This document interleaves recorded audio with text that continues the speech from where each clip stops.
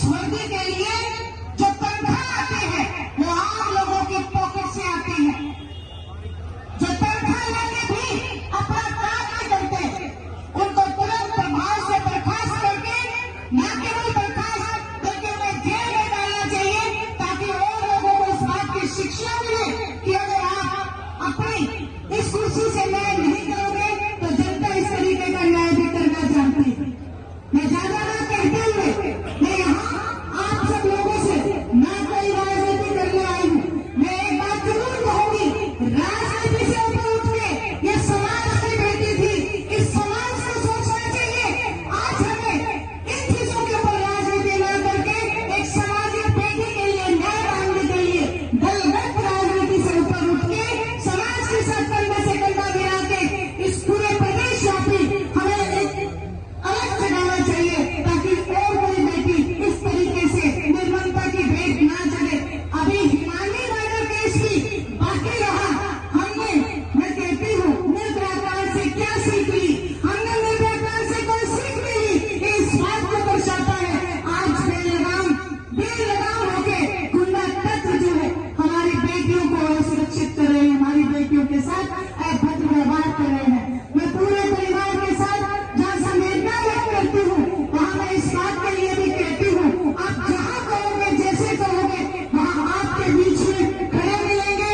और मैं महिला गेट की तरफ से एक बात और आप सब लोगों से कहती हूँ, जो मेमोरी 20 मेमोरी कमेटी है, मैं यही कहूंगी, जो वो आदेश देंगे उसी हिसाब से पूरी महिला गेट काम करेगी।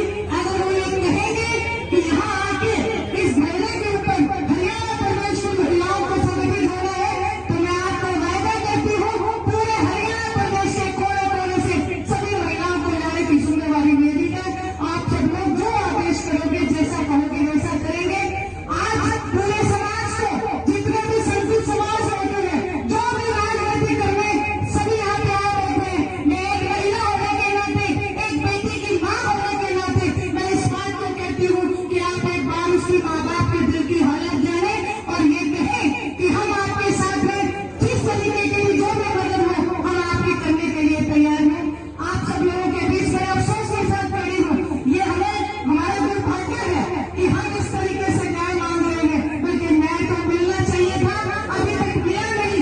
और पुलिस प्रशासन को इस बात के लिए चेताना चाहती हूँ कि या तो आप सुधर जाओ, नहीं तो ये जितनी भी यहाँ बैठी है हम एक पुलिस वाले के घर पे भी बैठने का काम करेंगे।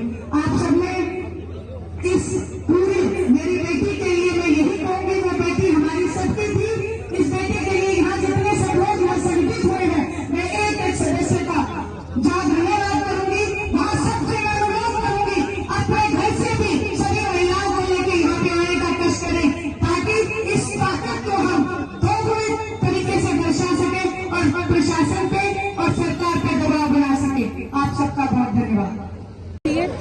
और जहां तक मैं कहूंगी कि प्रशासन, पुलिस वालों के जो शब्द थे कि भाई तेरी बेटी आ जाएगी सर्टिफिकेट लेके, मैं इसकी घोर निंदा करती हूँ, क्योंकि उन्होंने अपनी ड्यूटी ढंग से नहीं निभाई। और अगर ड्यूटी निभानी नहीं आती, सबसे पहला काम उनको टर्मिनेट करके उनके ऊपर FIR दर्ज होनी चाहिए, उनको जेल की सलाखों के पीछे भेजना चाहिए, क्योंकि उनकी वजह से आज हमारी बेटी हमारे बीच में नहीं है। दूसरी बात, जिस कॉलेज में वो गई थी फॉर्म लेने के लिए, मैं कह रही हूँ उस कॉलेज की मान्यता रद्द करके वहाँ का जो भी डीन है, प्रिंसिपल है, उसको भी सलाखों के पीछे देना चाहिए। क्योंकि बराबर अगर आप अपने प्रांगण में सुरक्षित बेटियों को नहीं रख सकते तो आपको कोई अधिकार नहीं है कि आप कॉलेज चलाओ उस तरीके से। तीसरी बात, आज छठा दिन है, आज तक मुलजिम पकड़े नहीं गए, अभी तक लड़की का फोन भी नहीं मिला। ये भी एक पुलिस प्रशासन के ऊपर बहुत बड़ा सवालिया निशान है।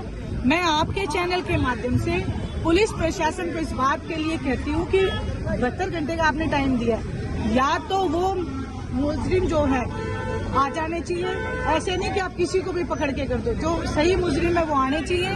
और अगर नहीं तो फिर हम महिलाएं, मैं कोई राजनीतिक दल की बात नहीं करूंगी, मैं पूरे हरियाणा प्रदेश की महिलाओं की बात करूंगी।